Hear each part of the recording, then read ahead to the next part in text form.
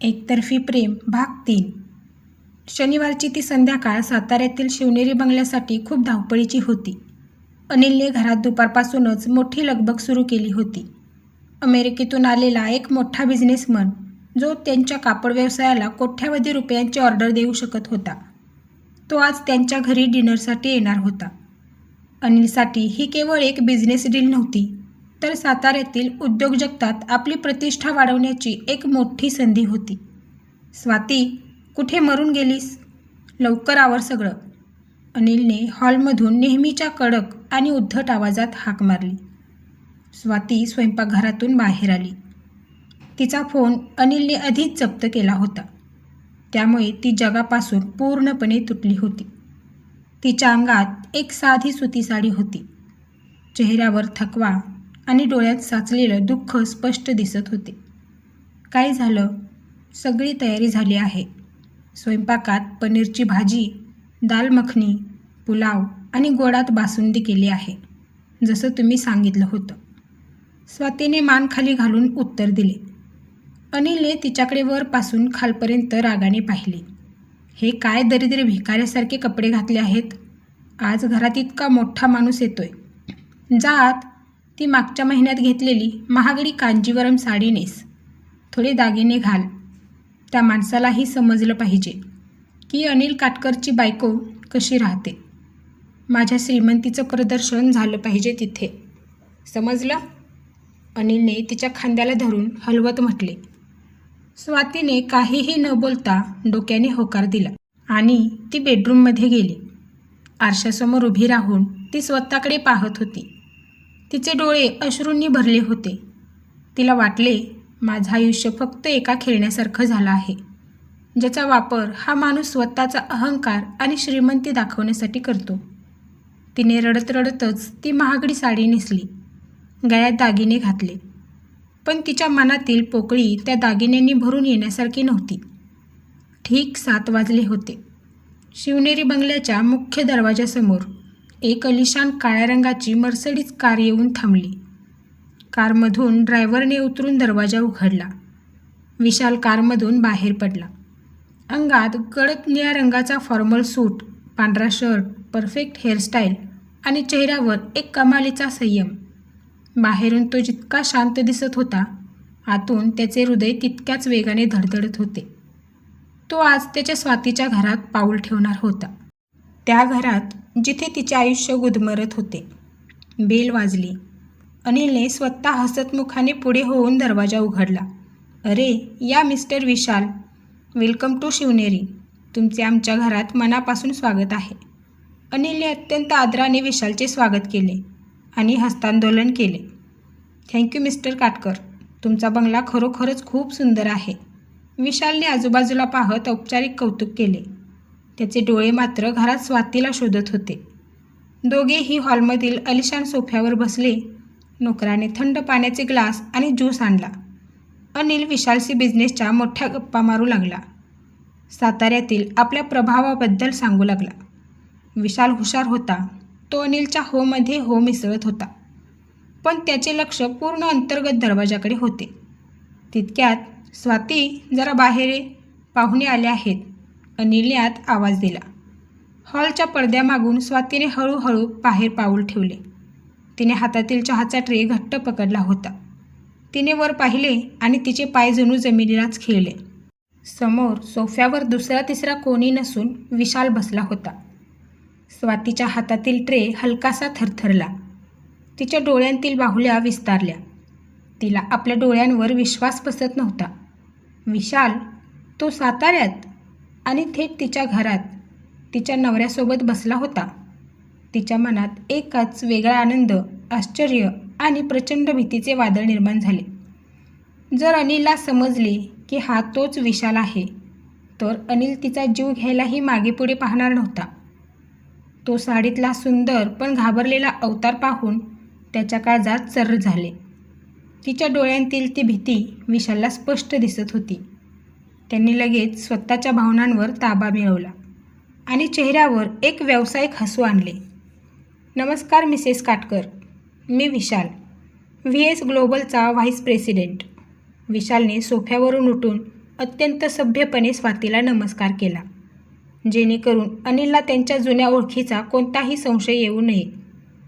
स्वातीने स्वतःला खूप कष्टाने सावरले. तिने थरथरत्या हाताने चहाचा कप विशालच्या समोर ठेवला. नमस्कार. तिचा आवाज कापला होता. अरे स्वाती, मिस्टर विशाल अमेरिकेतून आले आहेत. साताऱ्यात आपल्याशी खूप मोठी बिझनेस डील करत आहेत ते, अनिलने गर्वाने सांगितले. मग तो विशालकडे वळून म्हणाला, मिस्टर विशाल, ही माझी बायको स्वाती. थोडी लाजाळू आहे, साधी आहे. खूप छान. तुमचा परिवार पाहून खूप आनंद झाला, विशाल म्हणाला. स्वाती लगेच तिथून स्वयंपाकघराच्या दिशेने पळाली. स्वयंपाकघरात आल्यावर तिने भिंतीला पाठ लावली आणि एक दीर्घ श्वास घेतला. तिचे हृदय वेगाने धडधडत होते. विशाल तिच्यासाठी थेट साताऱ्यात येईल अशी तिने स्वप्नातही कल्पना केली नव्हती. पण हे तिला अजूनही माहीत नव्हते की त्याचे तिच्यावरचे हे प्रेम होते, जे तिला सुरक्षित ठेवण्यासाठी 7 समुद्र पार करून आले होते आणि आता थेट सिंहाच्या गुहेत शिरले होते. रात्रीच्या 8:30 वाजता सगळेजण डायनिंग टेबलवर डिनरसाठी बसले.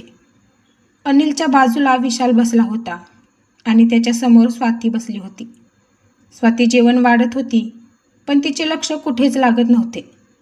तिचे लक्ष विशालच्या नजरेवर होते. विशाल जेव्हा जेव्हा तिच्याकडे पाहायचा तेव्हा त्याच्या डोळ्यात फक्त आणि फक्त काळजी दिसायची. जेवता जेवता अनिलने नेहमीप्रमाणे दारूचा पेग घेतला, ज्यामुळे त्याचा मूळ स्वभाव बाहेर येऊ लागला होता. मिस्टर विशाल, अमेरिकेतल्या बायका खूप प्रगत असतात असं ऐकलंय मी, पण मला भारतीय बायकाच आवडतात, विशेषतः साध्या, ज्या नवऱ्याच्या धाकात राहतात, अनिलने हसत हसत म्हटले. विशालने कोरडे हसू आणले. प्रत्येकाची विचारसरणी वेगळी असते मिस्टर काटकर, पण माझ्या मते स्त्रीला आदर आणि स्वातंत्र्य देणे हे कोणत्याही पुरुषाचे पहिले कर्तव्य आहे. अनिलला हे वाक्य थोडे खटकले. त्याने स्वातीकडे पाहिले, जी विशालचे बोलणे अत्यंत आदराने ऐकत होती. अनिलचा संशयी मेंदू पुन्हा एकदा सक्रिय झाला. त्याला काल पुण्यात स्वातीने कॅफेमध्ये एका मित्राला भेटल्याची गोष्ट आठवली. स्वाती, काय सारखं पाहुण्यांकडे पाहत आहेस? नीट जेवण वाढ ना. आणि हो, काल पुण्यात तू ज्या कॅफेमध्ये गेली होतीस त्या मित्राचं नाव काय म्हटलीस तू? अनिलने अचानक अत्यंत क्रूरपणे विचारले. हा प्रश्न ऐकताच स्वातीच्या हातातील भाजीचा चमचा थेट डिशमध्ये पडला. तिचा चेहरा पांढरा फकट पडला. तिने विशालकडे पाहिले. विशालचे जेवणाचे हात जागच्या जागी थांबले. टेबलवर एक भयानक जीवघेणी शांतता पसरली. विशालला समजले की अनिलला त्याच्या पुण्यातल्या भेटीबद्दल काहीतरी माहिती आहे. जर आता स्वाती काही चुकीचे बोलली तर मोठा अनर्थ झाला असता. विशालने अत्यंत हुशारीने परिस्थिती हाताळली. तो हातातील नॅपकिनकडे तोंड पुसत म्हणाला, अरे मिस्टर काटकर, मला एक सांगा, तुमच्या साताऱ्यातील दुकानाची ती मुख्य शाखा आहे तिथली सुरक्षा कशी आहे? कारण आमच्या बिझनेस डीलमध्ये कपड्यांची वाहतूक खूप महत्त्वाची आहे. विशालने अचानक बिझनेसचा विषय पुढे काढल्यामुळे अनिलचे लक्ष स्वातीवरून विचलित झाले. अरे हो, सुरक्षा एकदम कडक आहे मिस्टर विशाल. अनिल पुन्हा एकदा आपल्या व्यवसायाच्या गप्पा मारण्यात गुंग झाला. स्वातीने मनोमन विशालचे आभार मानले. विशालने तिला एका मोठ्या संकटातून वाचवले होते. डिनर संपले. विशालने अनिलचा निरोप घेतला. खूप छान वाटले भेटून मिस्टर काटकर. उद्या आपण ऑफिसमध्ये कागदपत्रांची पूर्तता करूया, विशाल म्हणाला. निघताना त्याने स्वातीकडे एक करारी नजर टाकली, ज्याचा अर्थ होता, घाबरू नकोस, मी आहे. विशाल निघून गेल्यावर अनिल आपल्या बेडरूममध्ये निघून गेला. स्वाती हॉलमधील टेबल साफ करत होती. तिला सोफ्याच्या एका कोपऱ्यात एक लहान कागदाची घडी पडलेली दिसली. तिने आजूबाजूला पाहिले आणि ती घडी पटकन आपल्या साडीच्या पदरात लपवली. तिने स्वयंपाकघरात जाऊन तो कागद उघडला. त्यावर विशालच्या अक्षरात इंग्रजीत लिहिले होते, स्वाती, घाबरू नकोस. मी साताऱ्यातच हॉटेल ग्रँड इनमध्ये रूम नंबर 302 मध्ये थांबलो आहे. अनिलचा संशय वाढला आहे, त्यामुळे सावध राहा. तुला या नरकातून बाहेर काढल्याशिवाय मी सातारा सोडणार नाही. तुझा विशाल. ते पत्र वाचून स्वातीच्या डोळ्यांतून पाणी आले. पण त्याच वेळी मागून अनिलचा जोरात ओरडण्याचा आवाज आला. स्वाती, कुठे आहेस तू? माझा फोन चार्जिंगला लाव आणि इकडे ये. स्वातीने तो कागद पटकन एका डब्याखाली लपवला आणि ती भीतीने अनिलच्या खोलीकडे निघाली. पण त्या रात्री विशाल गेल्यानंतर शिवनेरी बंगल्यात वरवर शांतता दिसत असली तरी आतून एक वादळ आकाराला येत होतं. स्वाती स्वयंपाकघरात काम संपवून बेडरूममध्ये गेली. ती गेल्यानंतर अनिल पाणी पिण्यासाठी स्वयंपाकघरात आला. त्याचे डोळे सरसावलेल्या शिकारीसारखे घरभर फिरत होते. अचानक त्याचे लक्ष गॅसच्या शेजारी असलेल्या एका छोट्या स्टीलच्या डब्याकडे गेले, ज्याच्या खाली कागदाचा एक छोटा तुकडा अर्धवट बाहेर आला होता. अनिलने पुढे होऊन तो डबा उचलला आणि ती चिठ्ठी हातात घेतली. विशालने स्वातीसाठी लिहिलेली ती चिठ्ठी होती. जशी जशी अनिलची नजर त्या चिठ्ठीवर फिरली तसा तसा त्याचा चेहरा रागाने काळा ठिका झाला. चिठ्ठीत लिहिलेले होते, तुला या नरकातून बाहेर काढल्याशिवाय मी सातारा सोडणार नाही, तुझा विशाल. अनिलच्या अंगाची आग झाली. तर हा तोच विशाल आहे, पुण्यात हिच्यासोबत कॅफेमध्ये बसणारा आणि आता बिझनेस डीलचं नाटक करून माझ्याच घरात घुसणारा. अनिलने दात ओठ खाल्ले. त्याचा अहंकार चांगलाच दुखावला गेला होता. त्याला या दोघांनाही समाजासमोर बदनाम करायचे होते आणि रंगे हात पकडून स्वातीचे आयुष्य उद्ध्वस्त करायचे विचार पक्का केला. त्याने ती चिठ्ठी जशीच्या तशी पुन्हा त्या डब्याखाली ठेवून दिली, जेणेकरून स्वातीला संशय येऊ नये. दुसऱ्या दिवशी सकाळी अनिलने विशाल आणि स्वातीला काहीही सुगावा लागू न देता आपल्या असिस्टंटला फोन केला आणि सांगितले, VS ग्लोबल कंपनीसोबतची ती युनिफॉर्मची डील तातडीने कॅन्सल करा. काहीतरी तांत्रिक कारण सांगून त्यांना ईमेल पाठवून दे. अनिलने आता एक खतरनाक जाळे विणायला सुरुवात केली होती. दुसऱ्या दिवशी दुपारी अनिल कामाचे निमित्त काढून घराबाहेर पडला. जाण्यापूर्वी त्याने मुद्दाम स्वातीचा फोन हॉलमधील टेबलवर सोडला होता. स्वातीला वाटले की अनिल घाईघाईत फोन विसरून गेला आहे. तिने आजूबाजूला पाहिले, घरात कोणीच नव्हते. तिने पटकन तो फोन उचलला आणि लपून छतावर गेली. तिने थरथरत्या हाताने हॉटेल ग्रँड इनचा नंबर शोधला आणि रूम नंबर 302वर फोन ट्रान्सफर करायला सांगितला. हॅलो विशाल, स्वातीचा आवाज भीतीने कापत होता. स्वाती, तू ठीक आहेस ना? काल रात्री काही त्रास झाला नाही ना? विशालचा काळजीयुक्त आवाज ऐकून स्वातीच्या डोळ्यात पाणी आले. विशाल, तू साताऱ्यात का आलास? प्लीज इथून निघून जा. अनिल खूप खतरनाक माणूस आहे. त्याला काल संशय आला होता. जर त्याला आपल्याबद्दल काही समजलं तर तो मला आणि तुलाही सोडणार नाही. स्वातीने विनवणी केली. स्वाती, मी तुला त्या नरकात सोडून जाऊ शकत नाही. मला तुझी काळजी वाटते, विशाल म्हणाला. पण तू हे सगळं का करतोयस विशाल? तू तर फक्त माझा कॉलेजचा मित्र आहेस ना? माझ्या स्वतःच्या माहेरच्या लोकांनी मला या परिस्थितीत एकटं सोडले. मग तू स्वतःचा जीव धोक्यात घालून माझ्यासाठी साताऱ्यात का थांबला आहेस? स्वातीने तोच प्रश्न विचारला जो तिच्या मनात अनेक दिवसांपासून होता. स्वातीला अजून ही माहीत नव्हते की विशालचे तिच्यावर अथांग एकतर्फी प्रेम आहे. तिला वाटत होते की तो केवळ एका जुन्या मैत्रीच्या नात्याने मदत करत आहे. विशाल फोनवर क्षणभर शांत झाला. तो म्हणाला, स्वाती, काही प्रश्नांची उत्तरं वेळेवर मिळालेली बरी असतात. तू आज संध्याकाळी 4 वाजता पोवई नाक्याजवळ असलेल्या जुन्या गणपती मंदिराच्या मागे मला भेटू शकशील का? तिथे मी तुला सगळं सांगेन. स्वातीने होकार दिला, पण तिला माहीत नव्हते की घराबाहेर उभ्या असलेल्या एका काळ्या गाडीतून अनिलचा माणूस तिच्यावर नजर ठेवून होता आणि त्याने अनिलला फोन करून त्यांच्या भेटीची जागा आधीच सांगितली होती. संध्याकाळी ठीक 4 वाजले होते. पोवई नाक्याजवळील त्या जुन्या मंदिराच्या मागच्या बाजूला असलेल्या मोठ्या वडाच्या झाडाखाली विशाल उभा होता. थोड्याच वेळात स्वाती तिथे पोहोचली. विशाल, काय बोलायचं आहे तुला? लवकर बोल, स्वाती म्हणाली. विशालने स्वातीकडे पाहिले. तो बोलणारच तितक्यात अचानक तिथे 3 गाड्या येऊन थांबल्या. त्यातून अनिल आणि त्याचे 5-6 गुंड हातात लाठ्या काठ्या घेऊन बाहेर पडले. अनिल, तुम्ही इथे? स्वाती भीतीने ओरडली. हो, मीच. काय वाटलं होतं तुम्हा दोघांना? माझ्या डोळ्यात धूळ फेकून इथे प्रेमाचे चाळे कराल? अनिल ओरडला. मिस्टर विशाल, तुझी ती कोट्यावधींची डील मी सकाळीच कॅन्सल केली आहे. तू माझ्या बायकोला पळवायला आला आहेस ना? अनिल तोंड सांभाळून बोला. स्वाती माझी फक्त मैत्रीण आहे. विशाल स्वातीच्या समोर उभा राहिला. मारून टाका याला, अनिलने हुकूम सोडला. त्याच्या गुंडांनी विशालवर हल्ला केला. विशालने 2 जणांना प्रतिकार केला, पण एका गुंडाने मागून विशालच्या पाठीवर लाकडी दांडका मारला. विशाल जमिनीवर कोसळला. त्याच्या डोक्याला गंभीर मार लागला आणि रक्त वाहू लागले. विशाल, स्वाती मोठ्याने ओरडली. ती विशालला वाचवण्यासाठी त्याच्या अंगावर पडली. अनिल, प्लीज यांना मारू नका. त्यांची काही चुकी नाही आहे.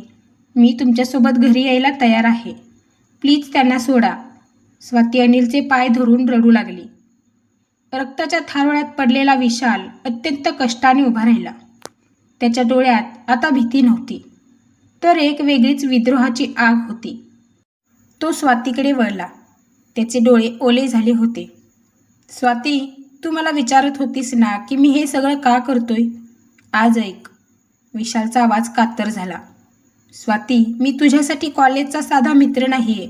माझं तुझ्यावर कॉलेजच्या पहिल्या दिवसापासून जीवापाड प्रेम आहे. असं प्रेम जे मी कधी सांगू शकलो नाही. जेव्हा मला समजले की तुझं लग्न ठरले, तेव्हा मी तुला विसरण्यासाठी भारत सोडून अमेरिकेला निघून गेलो. 20 वर्ष मी फक्त तुझी आठवण घेऊन काढली. मी लग्न नाही केलं, कारण माझ्या हृदयात तुझ्याशिवाय दुसऱ्या कोणाला जागाच नव्हती. हे माझं एकतर्फी प्रेम आहे स्वाती, अथांग आणि पवित्र. मी कालही तुझ्यावर प्रेम करत होतो आणि आजही करतो. विशालने आपल्या 20 वर्षाच्या भावना स्वातीसमोर मांडल्या. विशालचे हे शब्द ऐकून स्वातीला जणू विजेचा धक्काच बसला. तिचे रडणे जागीच थांबले. ती अवाक होऊन विशालकडे पाहत राहिली. 20 वर्ष एक माणूस तिच्या आठवणीत जगत होता. पण स्वातीच्या मनात विशालबद्दल कोणतीही प्रेमाची भावना निर्माण झाली नाही. तिच्यासाठी विशाल तिचा एक निष्पाप, प्रामाणिक मित्र होता. तिच्या मनात विचार आला, या माणसाने फक्त माझ्यासाठी स्वतःचं आयुष्य उद्ध्वस्त केलं आणि आज माझ्याचमुळे हा माणूस मृत्यूच्या दारात उभा आहे. जर मी शांत राहिले तर एका निरपराध माणसाचा जीव जाईल.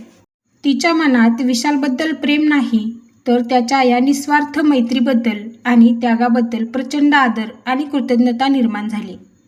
हा हा हा, काय नाटक सुरू आहे? अनिल टाळ्या वाजवत हसला. ऐकलं ना स्वाती, हा तुझा प्रियकर आहे.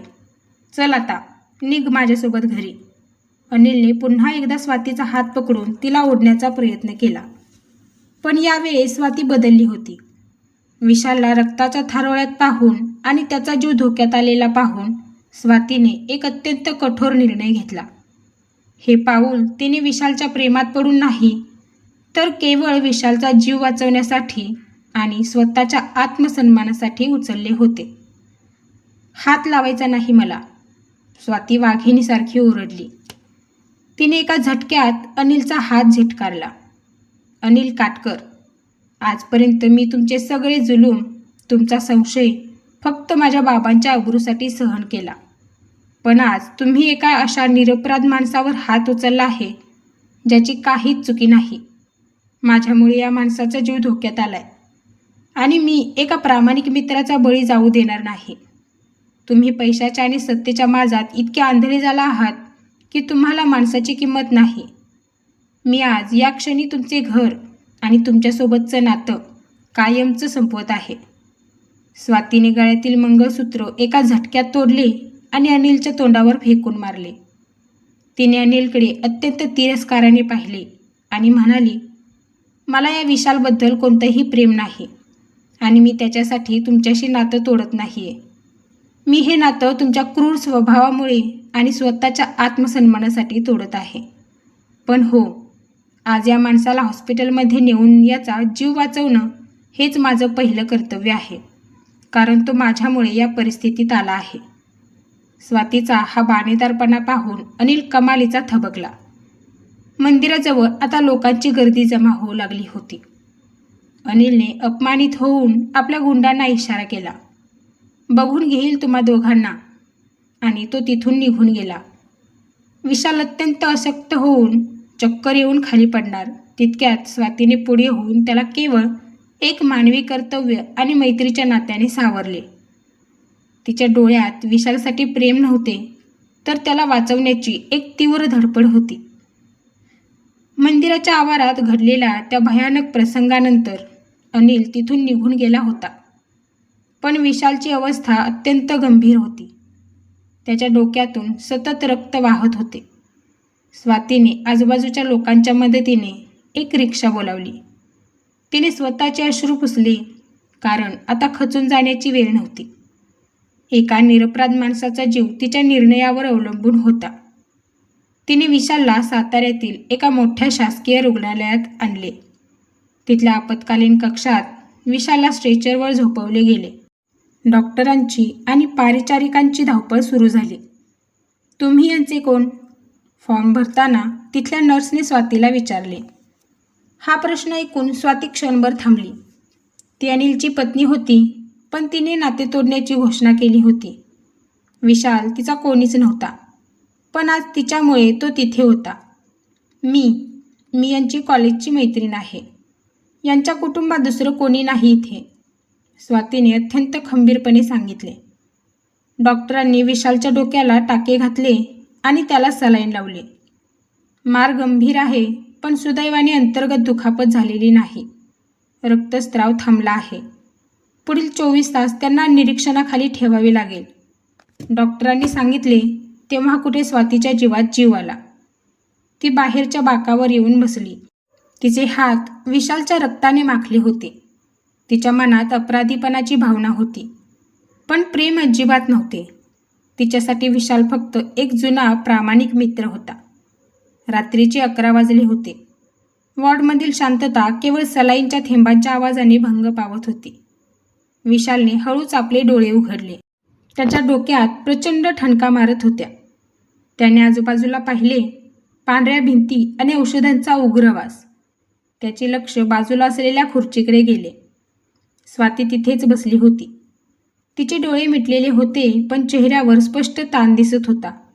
विशालला शुद्ध आल्याचे जाणवताच तिने डोळे उघडले आणि ती लगेच खाटेजवळ आली. विशाल, कसा आहेस तू? खूप दुखतंय का? स्वातीने काळजीने विचारले.